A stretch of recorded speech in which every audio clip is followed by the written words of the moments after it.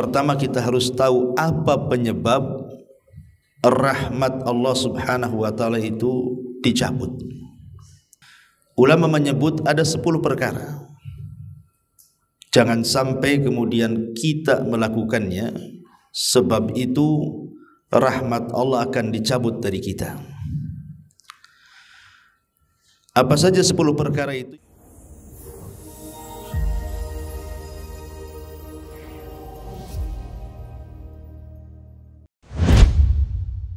Assalamualaikum warahmatullahi wabarakatuh. Pembahasan di pagi hari ini bicara tentu soal tauhid, dan tauhid ini kita tahu bahwa tidak mungkin amalan seorang hamba diterima kecuali dengan mentauhidkan Allah Subhanahu wa taala. Tapi kita tidak akan fokus bicara soal tauhid, maksudnya dengan menjelaskan tentang pembagian-pembagiannya, rincian-rinciannya. Tentu ini pembahasan khusus, seperti bicara tentang uluhiyah, rububiyah, dan asma dan sifat. Tapi kita akan bicara soal keutamaan dan buah-buah tauhid, di mana tauhid itu bisa mendatangkan ketenangan pada hidup kita. Seperti apa? Ma'asyiral muslimin yang dimuliakan Allah Subhanahu wa taala, dalam kehidupan kita tentu yang mempengaruhi kebahagiaan kita adalah kasih sayang Allah Subhanahu wa taala kepada hambanya.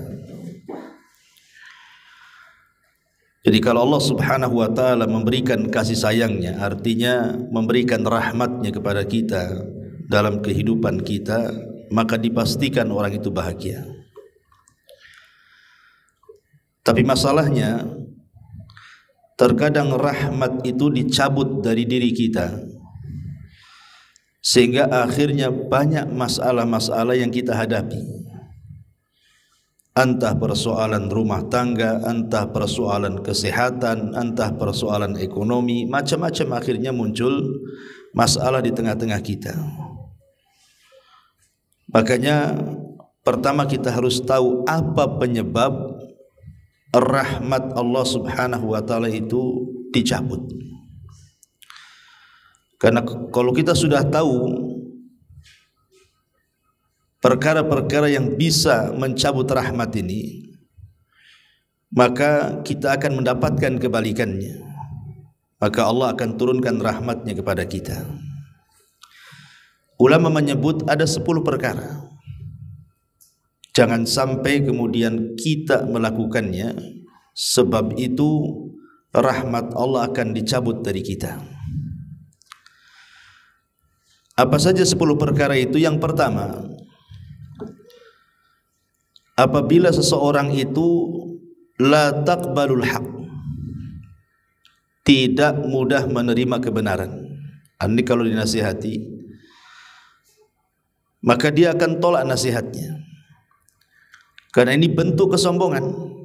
Kata Nabi SAW, al-kibru batrul haqqi wa ghamdun nas, bahwa kesombongan itu ketika seseorang menolak kebenaran dan merendahkan orang lain. Bahkan Allah Subhanahu wa taala mengatakan dalam surah Al-Baqarah ayat 206, wa idza qila lahu taqillaha akhadathul izzatu bil itsmi, dan apabila dikatakan kepadanya bertakwalah kepada Allah, bangkitlah kesombongannya yang menyebabkan dia berbuat dosa. Jadi ada tipe-tipe orang itu kalau dinasihati marah, bukannya berterima kasih, malah kemudian marah. Maka kemarahan saat kebenaran sampai kepadanya, maka ini salah satu dicabutnya rahmat. Ma'asyiral muslimin yang dimuliakan Allah Azza wa Jalla. Kemudian yang kedua, kata para ulama, idza tujahir bil ma'siyati wa la tastahi. Apabila Anda melakukan kemaksiatan secara terang-terangan dan tidak memiliki rasa malu. Ini juga salah satu penyebab rahmat Allah akan dicabut, kemudian masalah akan numpuk ketika kita bermaksiat terang-terangan dan tidak malu. Jangan bicara soal maksiat terang-terangan ya, maksiat sembunyi-sembunyi saja itu sudah ngeri itu dosanya. Kata Nabi SAW, nanti pada hari kiamat akan didatangkan orang-orang yang menghadap kepada Allah membawa pahala sebesar gunung Tihamah, tetapi dihancurkan dengan maksiat yang dilakukan sembunyi-sembunyi. Ini maksiat yang sembunyi-sembunyi saja menghancurkan pahala. Macam mana pula maksiat yang terang-terangan dan tidak malu pula dia ketika maksiat. Maka ini jelas akan mencabut rahmat dan sebaliknya mendatangkan azab. Dan kalau kita cerita tentang maksiat terang-terangan hari ini ya luar biasa. Contoh saja dunia perzinahan. Adanya lokalisasi dan yang semacamnya itu kan terang-terangan, baik online atau offline gitu ya. Bahkan dengan adanya medsos bahkan mereka menjajakkan diri pula kan, itu kan terang-terangan namanya. Yang lebih parah lagi kadang-kadang didukung oleh kekuatan pemerintah lagi, diresmikan lagi. Nah, ini kan masalah. Dan judi dan macam-macam ini kan dah terang-terangan betul tuh. Atau umpamanya yang dilakukan individu-individu lah di masyarakatnya, kayak mak-mak lah kan. Kalau yang sudah ngaji enggak lah biasanya. Mak-mak orang awam biasanya pagi-pagi dah senam. Tengok pakaian orang senam tuh Bu. Subhanallah kadang-kadang. Iya, yang tadinya enggak niat nonton jadinya tuh. Coba senam di tengah jalan lagi, tengah lapang lagi. Pakaiannya berpakaian tapi telanjang lagi kan itu ya. Ini kan maksiat terang-terangan namanya. Geol sana, geol sini enggak jelas ya. Jadi ini bahaya nih. Yang seperti ini bisa mencabut rahmat ya. Rahmat Allah tidak akan turun. Yang ada sebaliknya malah azab akan turun. Kemudian yang ketiga adalah idza kunta ta'kulul harama wa la takhafullaha azza wa jalla. Ketika Anda tidak perhatian dengan makanan-makanan haram dan tidak takut kepada Allah Subhanahu wa taala. Tidak menyaring makanan, yang penting masuk gitu ya. Karena Nabi SAW mengatakan, sayati alaikum zaman la yubalil mar'u bima akhadal mal amin halalin amin haramin. Nanti akan datang zamannya kata Rasul, manusia-manusia itu sudah tidak peduli lagi itu dalam mencari harta itu. Apakah harta yang diambilnya halal ataukah harta yang diambilnya haram. Dan zaman itu sudah berlaku hari ini. Ya kan? Zaman itu sudah berlaku hari ini. Karena kalau kita lihat hari ini kan, yang penting orang dapat uang, tidak peduli apakah dapatnya itu dalam rangka untuk menzalimi orang, seperti mengambil hak orang lain dalam dunia perdagangan, mengurang-urang takaran, mengurang-urang timbangan, mengurang-urang meteran, atau mungkin dia berdusta untuk mengambil hak orang lain, dan begitu seterusnya. Seperti dalam waris, persidangan gitu ya, rebutan lahan, macam-macam lah kan itu. Jadi kadang-kadang apa yang disabdakan Nabi SAW sudah menjadi sebuah kenyataan. Orang sudah peduli lagi. Padahal Allah mengatakan, Rasul mengatakan, innallaha thayyibun la yaqbalu illa thayyiba. Allah itu maha baik, tidak menerima kecuali yang baik-baik. Ini yang ketiga. Yang keempat, idza kunta tufaddilu suhbatal khabithata, kalau Anda mulai mengutamakan teman yang buruk, artinya sembarang mencari kawan, sembarang mencari teman. Karena Nabi SAW mengatakan bahwa ad-din al-mar'u ala dini khalili, seseorang itu digantungkan agama kawannya. Dahulu di zaman Nabi ada orang namanya Uqbah bin Abi Mu'ayth. Uqbah bin Abi Mu'ayth. Uqbah bin Abi Mu'ayth ini walaupun dia musyrik, tapi dia suka dengan syair. Dan kalau dia mendengar Quran, suka tuh, tapi tak mau masuk Islam masalahnya. Dia hanya suka dengar Quran tapi tidak mau masuk Islam. Karena dia menyukai bahasa Quran. Karena dia kan seorang penyair, pejangga gitu ya. Dia suka kalau Quran dibaca karena tata bahasanya. Samalah kalau kita pamannya mendengar ada orang Melayu berpantun, kan suka kita dengarnya gitu ya. Jadi akhirnya kemudian Uqbah bin Abi Mu'ayth ini mengidolakan Nabi. Saking senangnya sama Nabi, tapi tak mau masuk Islam juga. Dia ingin menjamu Nabi SAW ke rumahnya. Akhirnya diundanglah Nabi SAW ke rumahnya. Maka makanan disediakan, minuman disediakan. Ketika disuruh makan, Rasul tak mau makan. Jadi orang ini mengatakan, Uqbah ini, ya Rasul, ya Muhammad, kenapa kau tak makan? Maka Rasul mengatakan, macam mana aku akan makan sementara yang menyediakan makanan ini orang musyrik? Sembelihan orang musyrik tak boleh dimakan. Karena kalau orang musyrik menyembelih binatang, otomatis yang disebut bukan Allah tapi berhala-berhala, kan begitu. Kata Nabi SAW, kalau engkau aku ingin makan di tempatmu ini, maka mudah caranya, bersyahadatlah kepadaku, katanya. Akhirnya karena takut makanan yang dihidangkan kepada Rasul tidak dimakan Nabi, terpaksalah Uqbah bersyahadat. Ingat, syahadatnya terpaksa supaya Nabi makan, gitu maksudnya. Akhirnya kemudian satu hari dia diundang lagi, kemudian dia mengatakan asyhadu an la ilaha illallah wa asyhadu anna Muhammadar Rasulullah. Kemudian Rasul makan. Masalahnya Uqbah bin Abi Mu'ayth ini kan di zaman jahiliyah dia satu geng dengan Umayyah ibn Khalaf. Umayyah ibn Khalaf ya satu geng dengan Abu Jahal lah.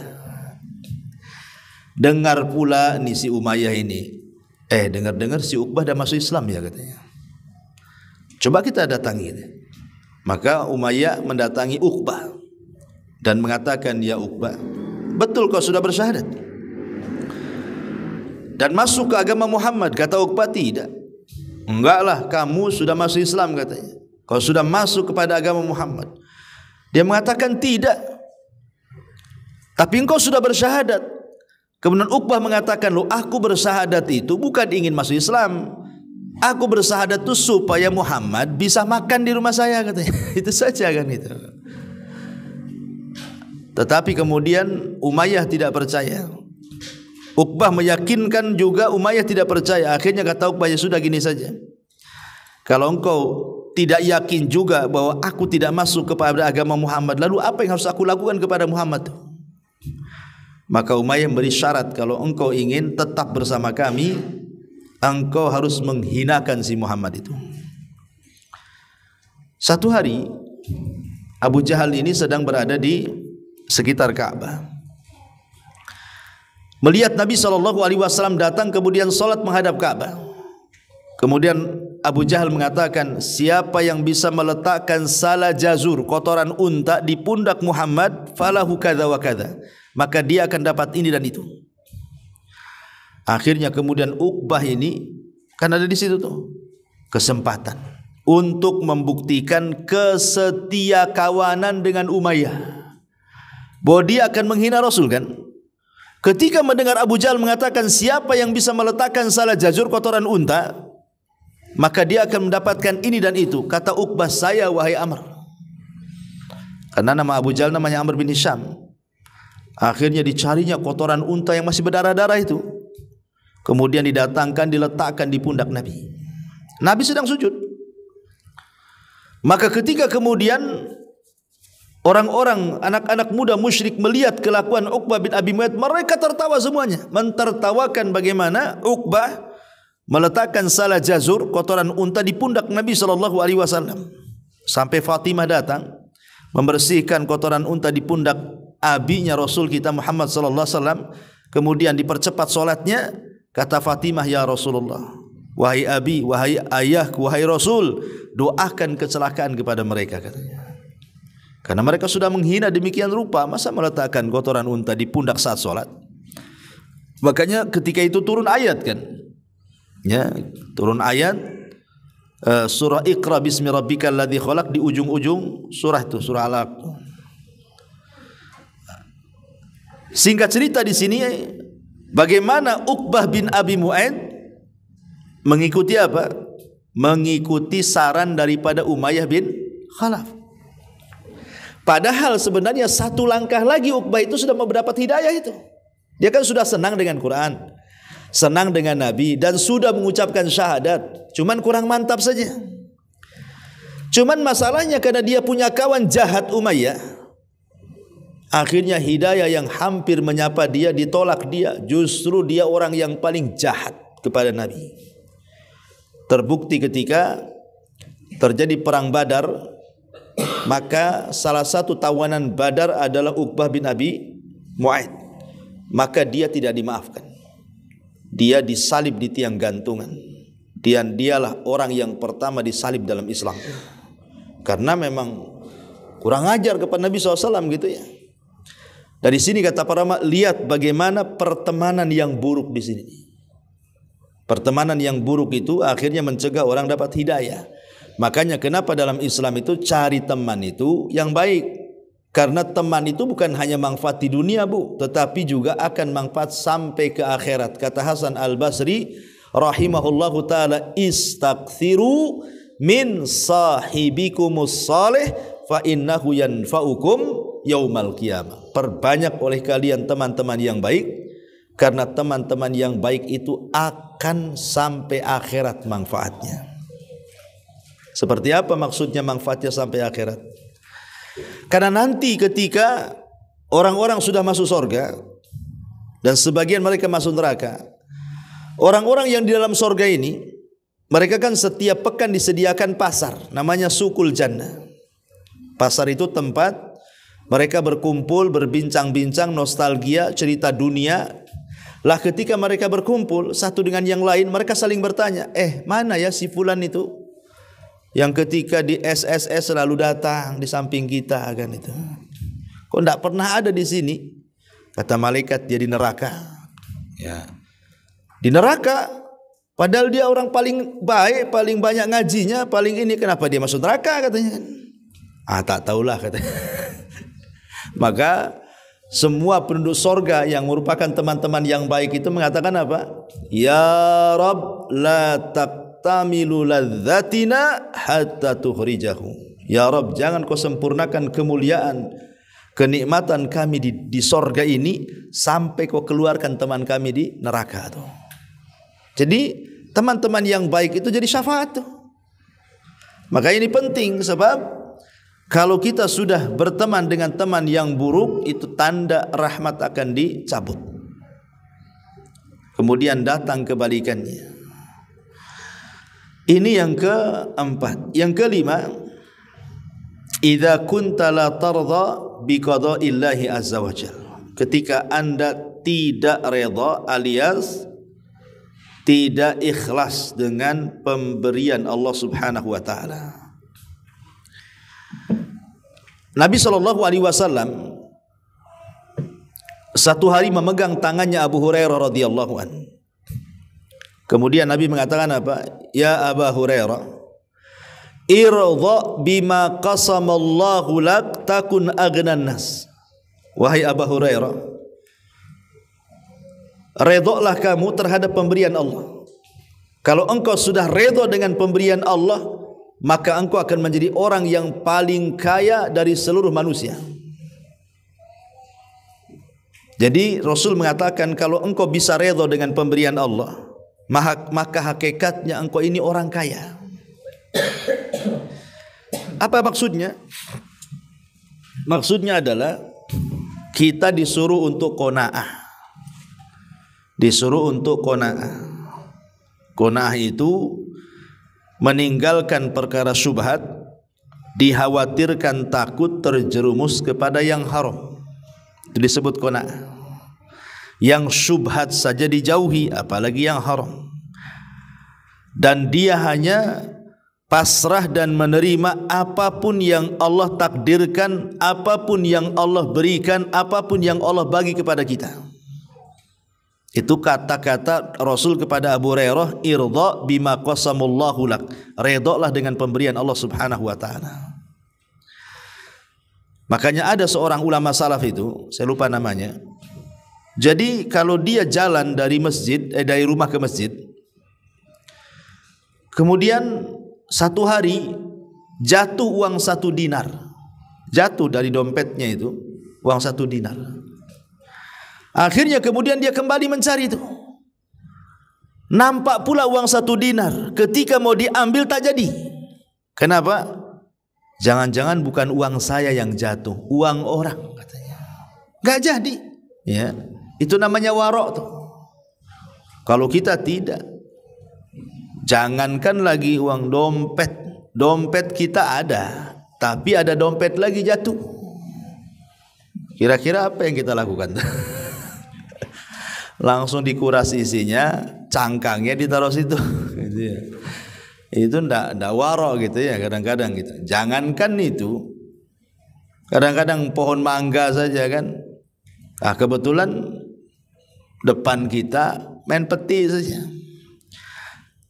Lah itulah kemudian kenapa orang itu kemudian tidak redha dengan pemberian Allah, sebabnya karena tidak qanaah tadi. Kalau orang sudah qanaah wa tafidin, menjauhi yang syubhat karena takut masuk kepada yang haram, maka insyaallah dia akan mudah redha dengan pemberian Allah Azza wa Jalla.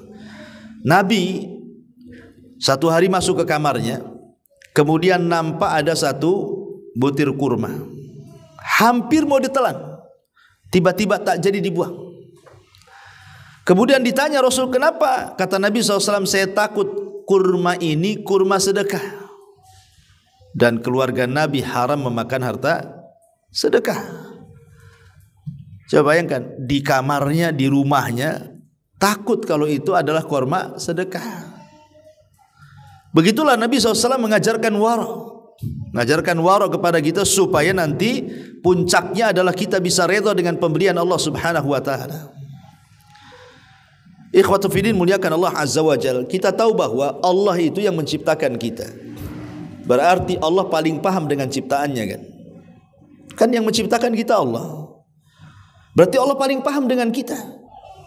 Jadi ketika Allah Subhanahu wa taala sengaja umpamanya membuat kita miskin, atau sengaja membuat kita kaya, atau sengaja membuat kita sakit, atau sengaja membuat kita ini sehat, atau sempit atau lapang, atau berpisah atau berkumpul dan begitu seterusnya, tentu ada hikmah di balik itu. Pasti ada maslahat yang kita tidak tahu. Ya, pasti ada maslahatnya kan? Kenapa Allah buat kita sakit dan sembuh-sembuh? Pasti ada manfaatnya tuh, yang kita tidak tahu sebenarnya. Boleh jadi kalau seandainya disembuhkan dari penyakitnya, jadi jahat dia, jadi kufur dia. Betapa banyak orang-orang yang ketika sakit itu Masya Allah zikirnya kencang, karena pengen sembuh. Sudah sembuh, mana ada zikir, maksiat lagi yang ada kan itu. Nah, itu kan jadi seperti itu jadinya. Ada orang yang ketika miskin itu rajin pula ngaji dia, Masya Allah ngajinya rajin, tiap minggu, mungkin kalau 1 minggu tiap hari ada kajian hadir dia, karena masih miskin, ya kan, nggak ada kerjaan, apalagi kalau nggak ngaji. Mulai kaya, mulai seminggu sekali datang, nanti sudah agak kaya sedikit, sebulan sekali datang deh. Udah kaya betul, 1 tahun sekali tak muncul, tak nampak, kemana si Anu katanya, sibuk buka cabang katanya. Lah ini kan contoh, kalau seandainya orang itu kemudian diberikan kekayaan, jadi sirru tughyan, itu rahasia bejatnya orang tuh jadinya. Jadi harusnya kan kita memilih, oh boleh jadi kenapa Allah tidak memberikan kekayaan kepada saya, mungkin di balik itu ada hikmahnya. Sebab kalau saya kaya kayaknya belum siap mungkin saya dengan kekayaan. Dan begitu seterusnya. Nah, itulah kemudian muncul kata harus redha dengan pemberian Allah. Sebab kalau kita tidak redha dengan pemberian Allah, maka itu tanda rahmat kita akan dicabut oleh Allah Azza wa Jalla. Kemudian yang keenam, idza kunta tuhibbu ma yakrahu Allahu Azza wa Jalla. Apabila Anda mencintai apa yang Allah benci. Mencintai yang Allah benci. Ma'asyiral muslimin wal muslimat rahimani wa rahimakumullah. Imam Ghazali mengatakan dalam kitabnya Ihya Ulumuddin, al-bughdhu fillahi wajibun wa muhibbul maksiyati warradhi biha 'asid. Benci karena Allah adalah sebuah kewajiban, sebagaimana cinta karena Allah sebuah kewajiban. Benci karena Allah sebuah kewajiban. Tetapi mencintai maksiat dan redha dengan maksiat adalah sebuah kemaksiatan, kata Imam Ghazali. Jadi kalau orang mencintai yang dibenci Allah atau membenci yang dicintai Allah, ini tanda rahmat orang itu akan dicabut. Makanya Allah mengatakan dzalika bi annahum karihu ma anzalallah fa ahbata a'malahum.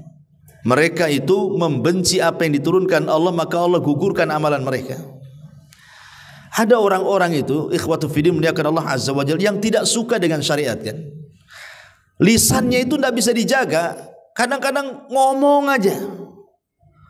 Orang pakai jilbab bagus-bagus, pakai cadar, dikomentari. Ya, ada orang yang rajin ke masjid dikomentari, ada orang yang rajin ke pengajian dikomentari. Apa maksudnya coba? Orang berbuat baik kok dikomen, kenapa orang yang maksiat tidak dikomen?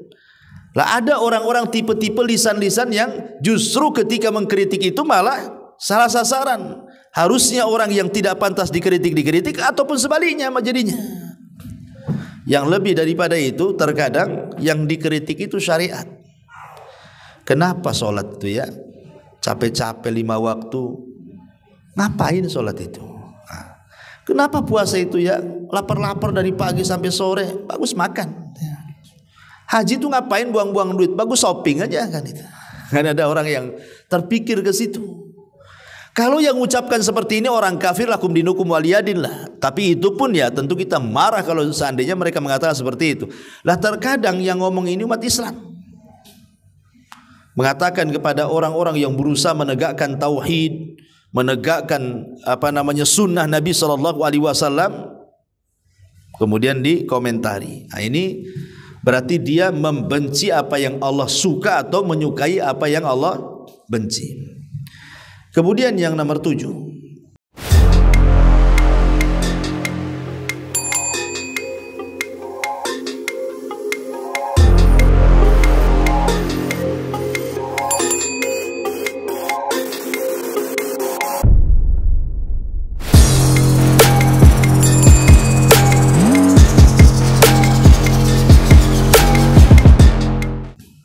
ulama mengatakan adalah idza kunta tadlim wa ta'kul haqqal akharina wa la tubali.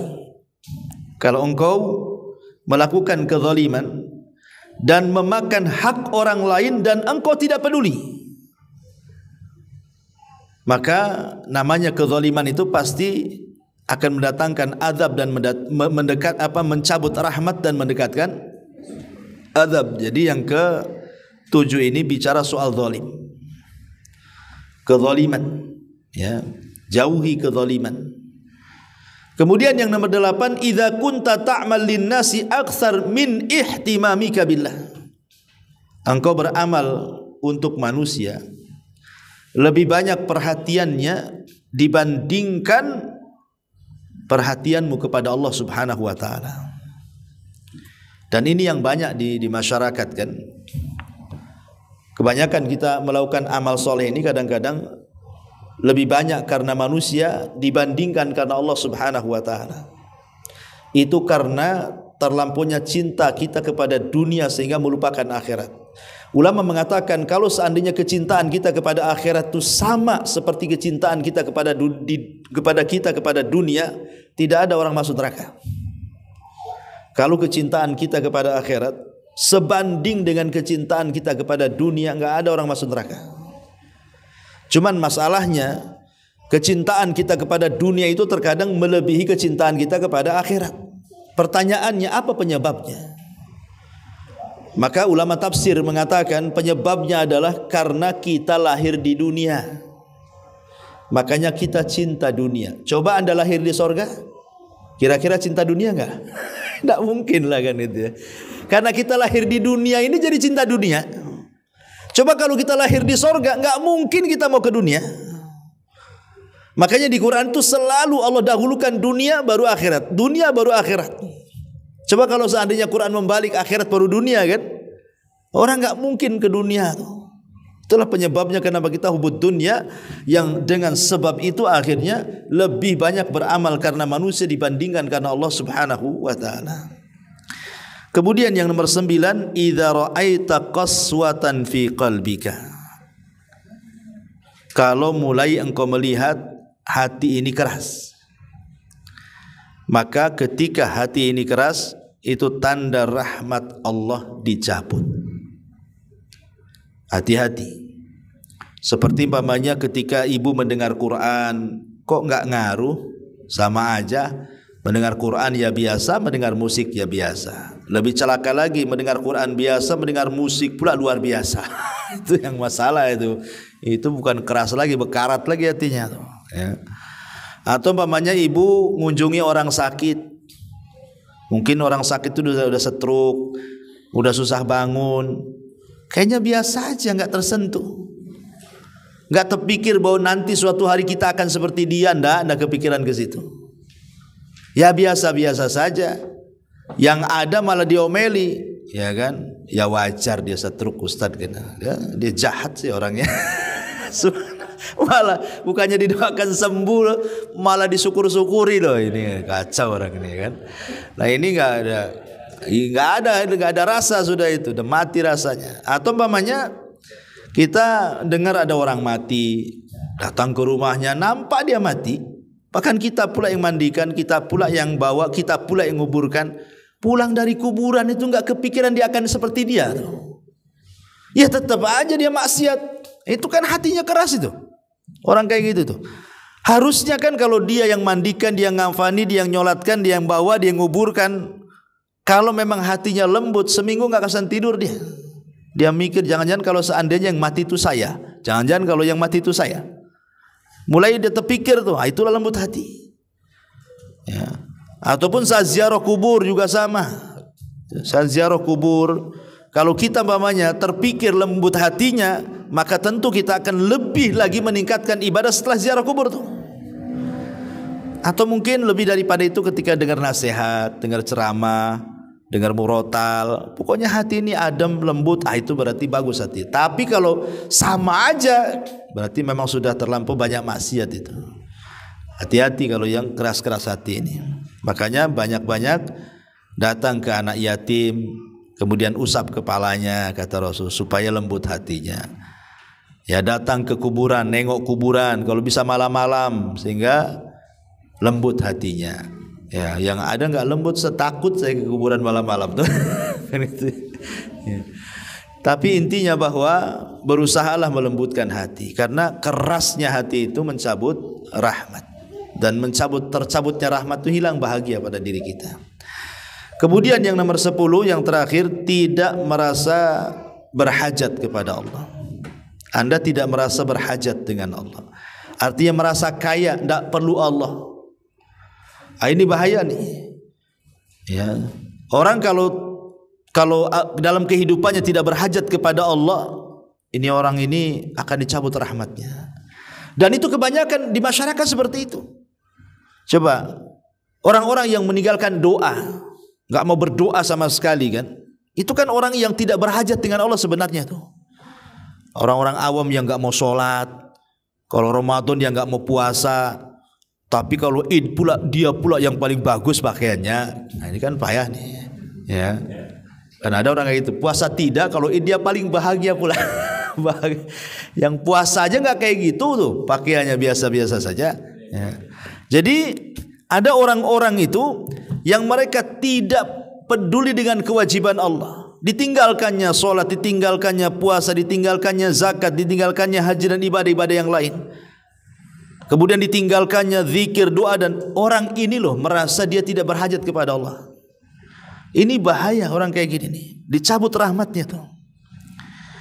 Maka jangan sampai kemudian kita merasa kita tidak butuh dengan Allah. Sekelas Nabi SAW saja mengatakan, Allahumma takilni ila nafsi tarfata ainin. Ya Allah, janganlah engkau membebankan atas usahaku, perkaraku kepada diriku sendiri tanpa ada kehadiranmu.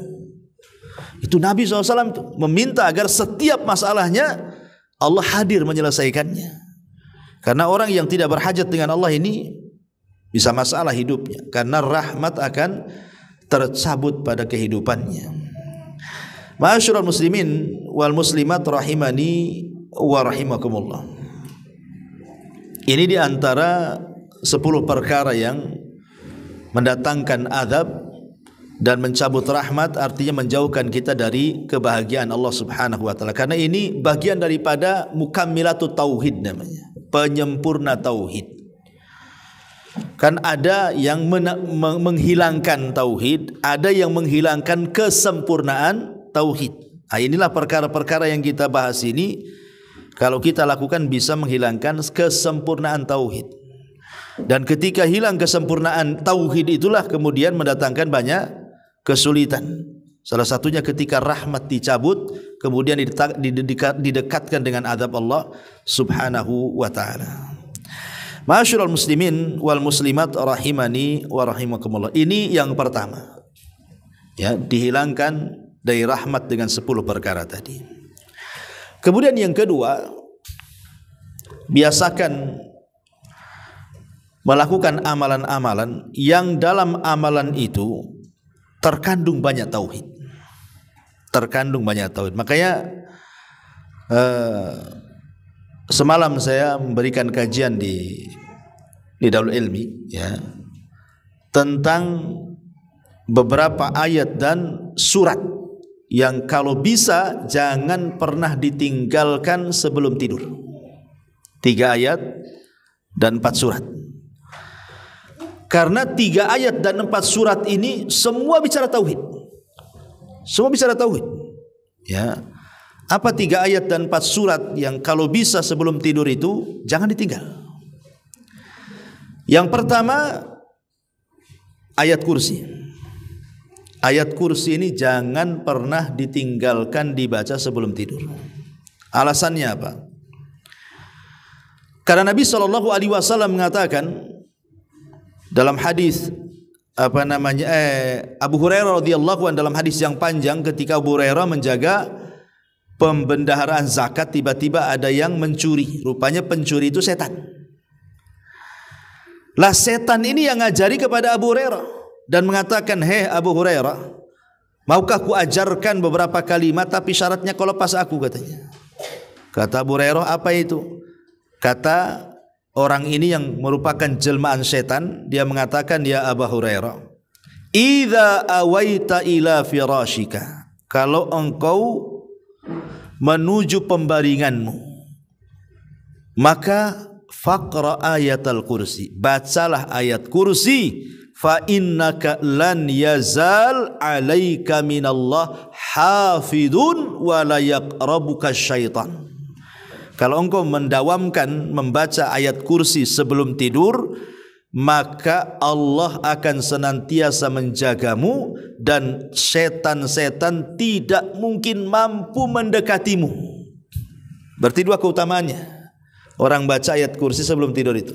Pertama, tidur kita dijaga. Yang kedua, setan tidak mungkin mendekati kita. Ini kan luar biasa nih. Ya. Ma'asyiral muslimin yang dimuliakan Allah Azza wa Jalla. Sebab kalau kita cerita tidur, ya, tidur itu akhul maut, saudara kematian. Makanya lihat orang tidur dengan orang mati itu sama aja. Cuman bedanya kalau orang tidur ya masih adalah denyut-denyutnya gitu ya. Tapi kalau orang mati kan sudah nggak ada. Tapi kan sama-sama kayak bangke, ya kan? Makanya ada istilah itu si Anu tuh kalau tidur kayak bangke katanya. Gitu ya. Karena memang kematian itu, tidur itu saudara kematian. Betapa banyak orang yang kemudian saat tidur kemudian tak bangun lagi, mati dia. Banyak orang seperti itu tuh. Ya, dan saya mengalami gitu ya, masih saudara saya juga gitu. Dia disangka tidur sama suaminya, tahu besoknya meninggal. Malamnya bilang masuk angin, minta dikerok sama suaminya, kemudian ngorok, pagi-pagi nggak bangun lagi, meninggal. Ya, artinya kan namanya tidur itu kan saudara kematian, kapan-kapan pun bisa mati dia. Lah karena tidur itu saudara kematian dan kita tidak bisa menjamin bisa hidup setelah tidur, makanya kita butuh penjagaan Allah di sini. Bagaimana kalau seandainya tidur kita itu berada dalam penjagaan Allah? Yang kedua, supaya jangan ketika tidur diganggu setan sehingga tidur kita ini menjadi tidak berkualitas. Coba betapa banyak orang-orang yang ketika tidur dibuat mimpi buruk, akhirnya bangun tengah malam kan, ketakutan dia. Kadang-kadang ada orang yang mimpi buruk itu akhirnya trauma, gak mau tidur lagi. Yang kedua kebayang, kira-kira apa yang terjadi dengan saya ya, kok mimpi saya kok buruk sekali gitu. Padahal mimpi buruk itu tidak mungkin terjadi kan, itu datang dari setan kan. Tapi orang yang membaca ayat kursi, insya Allah kata Rasulullah, kita akan mendapatkan penjagaan dan setan tidak mungkin dekat. Dan ayat kursi semua bicara tauhid, Ikhwan. Ayat kursi itu jawaban dari pertanyaan siapa Tuhan. Itulah jawabannya ayat kursi itu. Tauhid. Ya. Yang kedua, ayat yang harus dibaca, yang kedua dan yang ketiga ini jadi satu. Dua ayat akhir daripada surah Al-Baqarah. Amanar rasulu bima unzila ilaihi sampai kepada la yukallifullahu nafsan illa wus'aha. Pokoknya dua ayat akhir daripada surah Al-Baqarah. Dan Nabi SAW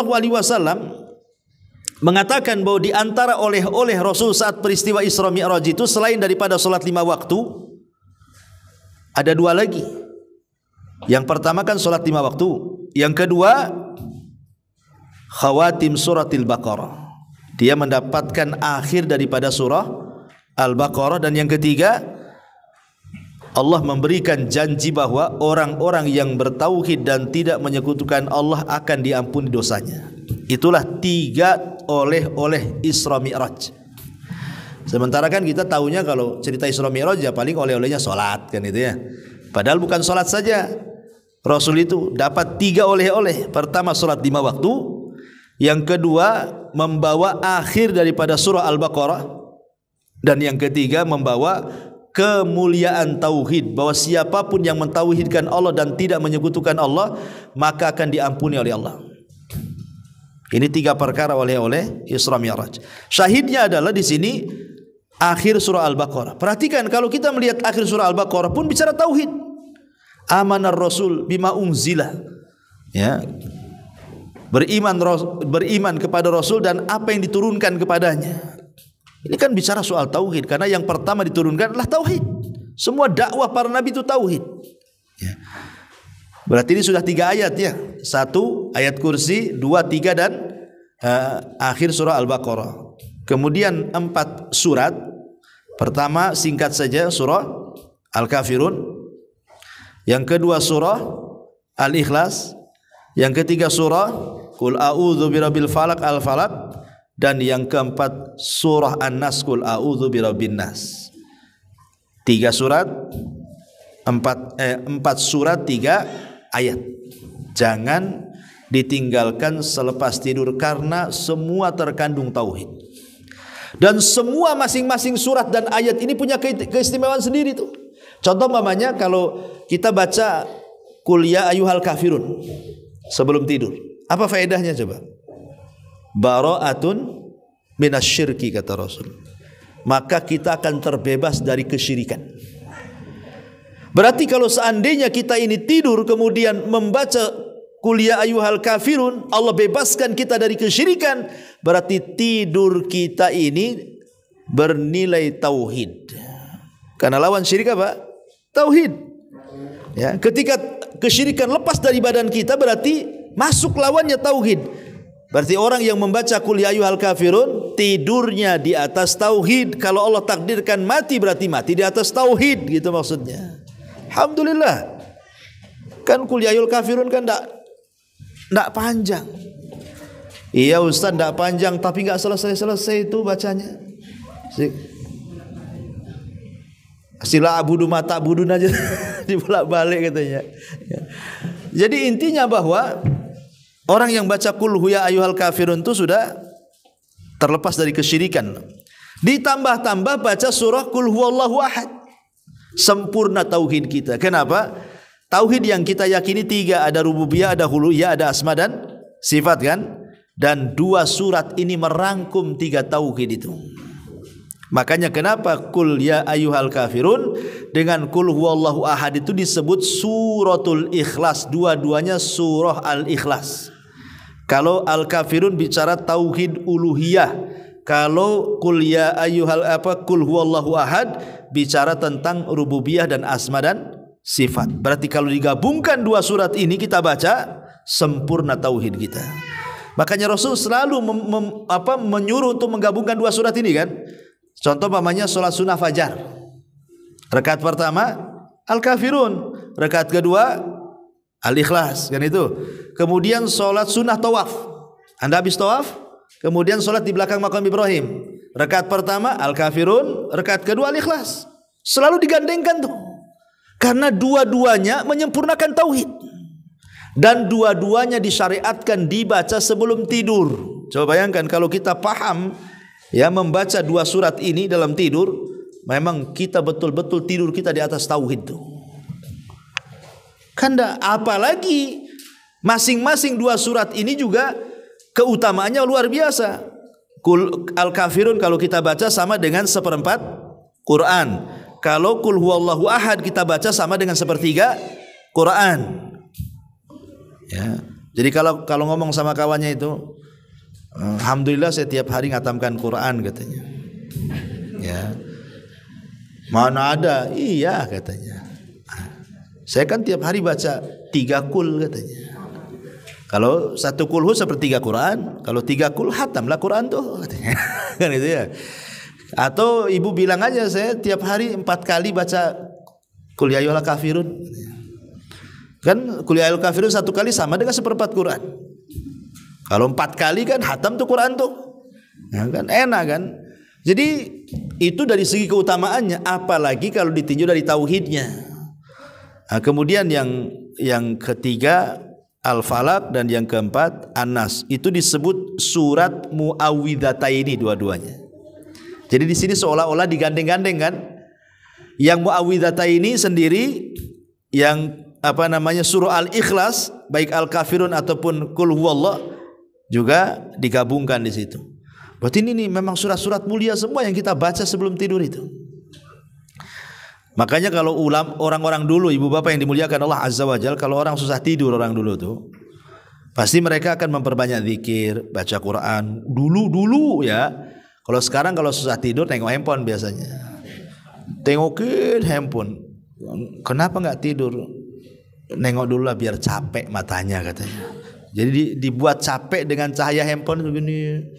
Lama-lama handphonenya jatuh di dahnya, baru tidur. Coba bayangkan mati di atas handphone itu, coba bayangkan. Naudzubillah kan. Kalau orang dulu kan enggak, ya susah tidur ya sengaja dibuatkan baca Quran, dibuatkan zikir, dibuat apa kan jelas gitu ya kan, tidurnya berkualitas ibadah. Sekarang enggak. Padahal waktu tidur itu panjang loh. Ya tidak Qul huwallah, ya tidak Qul ya ayyuhal kafirun, tidak muawwidhataini, tidak Qul sur, tidak. Gini aja nonton gini aja. Udah dimatiin gini. Coba bayangkan. Terakhir handphone nengok kita. Nah, itulah tidur, betul-betul tidur. Ya. Jadi kadang-kadang sayang orang nggak paham itu keutamaannya. Sudahlah kalau sudah di kamar tidur itu, zikir-zikir tidur itu kan banyak tuh. Bukan hanya ini saja. Ya, zikir-zikir tidur banyak. Nah, itu bacalah, nanti lama-lama ngantuk kok. Ya. Taib, ini diantara juga yang bisa memberikan kebahagiaan adalah amalan-amalan yang bernilai tauhid. Lah salah satunya bacaan-bacaan yang dibaca sebelum tidur. Wallahu alam, saya kira ini sudah hampir setengah 12. Sampai di sini aja lah, kita buat tanya jawab saja. Silakan.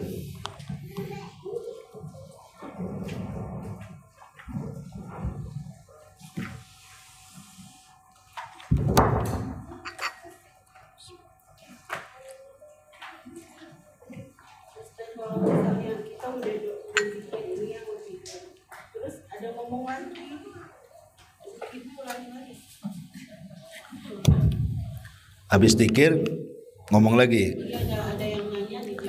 Ya nggak apa-apa, nggak usah diulang lagi, kan ngomong bukan pembatal zikir. Umpamanya udah zikir, tahu-tahu ada telepon masuk, ya nggak apa-apa. Jadi tidak ada mengharuskan mengulang zikir-zikir sebelum tidur. Kalaupun seandainya nih Bu, ibu sudah mau persiapan tidur, kemudian selesai baca-baca zikir tidur, tahu ada tamu, ya nggak jadi tidur lah. Akhirnya nerima tamu, ngomong-ngomongan itu. Nah, kemudian masuk lagi, setelah tamu pergi kita masuk lagi. Apakah perlu mengulang? Perlu mengulang gitu ya apa yang sudah kita baca. Wallahu alam. Ya saya kira tidak perlu mengulang karena kan memang sudah ada niat tidur tadinya kan.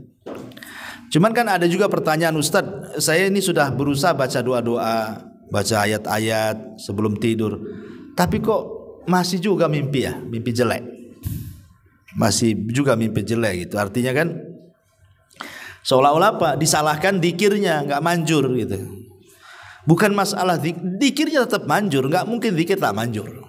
Artinya orang yang membaca itu karena Allah pasti dapat pahala. Ya. Kalau seandainya Allah takdirkan dia mimpi buruk, ya, di situ juga ada adab supaya boleh jadi kita ini mengamalkan sunnah Nabi. Ketika kita mimpi buruk, apa sunnah Nabi? Membaca ta'awudz 3 kali kan, kemudian meludah ke arah kiri. Tapi yang penting simbol aja kalau meludah itu, karena kita dilarang meludah ke arah depan. Karena Allah mengatakan fa aina tuwallu fa thamma wajhullah. Kemanapun kau mengarah di situ ada wajah Allah. Makanya jangan sekali-kali meludah ke depan, tapi meludah ke kiri. Nah gitu saja. Nggak perlu dikumpulkan ludahnya, nggak perlu. Gitu aja. Ya. Jadi kemudian yang kedua, supaya tidak berepisode gitu ya sinetron menakutkannya itu, maka ganti posisi. Ya, jadi setelah kita baca ta'awudz, kemudian meludah ke arah kiri 3 kali, ganti posisi. Yang tadinya kepala di sini jadi kepala di sana gitu Bapak kan. Nah, itu juga salah satu tafaul supaya jangan terulang lagi mimpi. Kemudian yang ketiga, yakinlah bahwa mimpi buruk tidak mungkin terjadi. Mimpi itu ada 3. Ada mimpi dikarenakan memang setan masuk dalam mimpi akhirnya menciptakan mimpi-mimpi buruk. Ya, itulah tadi disunahkan untuk tahu dan meludah ke arah 3 kiri, ke arah kiri 3 kali. Ada mimpi itu sebenarnya setan tidak ganggu, cuman karena kita stres, namanya ghazwatul fikri. Stres banyak masalah, ke bawah mimpi.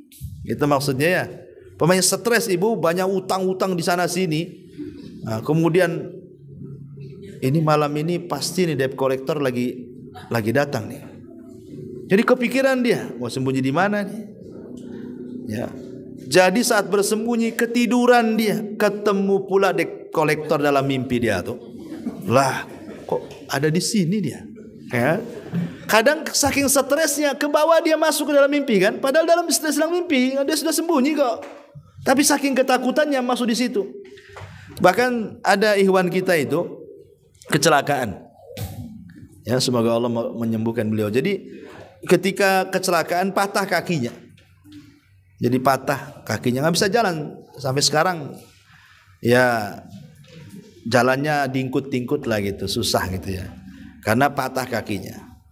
Jadi ketika dia kecelakaan itu, dia kayak orang stres. Udah kebayang tuh nggak takut diamputasi, takut nggak punya kaki, macam-macam udah suudon aja bawaannya itu. Jadi cobalah saya hibur. Ya, untuk lebih beriman dengan takdir, boleh jadi itu ada kebaikan macam-macam lah. Jadi dia cerita, Ustaz, saya setiap tertidur katanya, selalu dalam tidur saya itu kaki saya sembuh.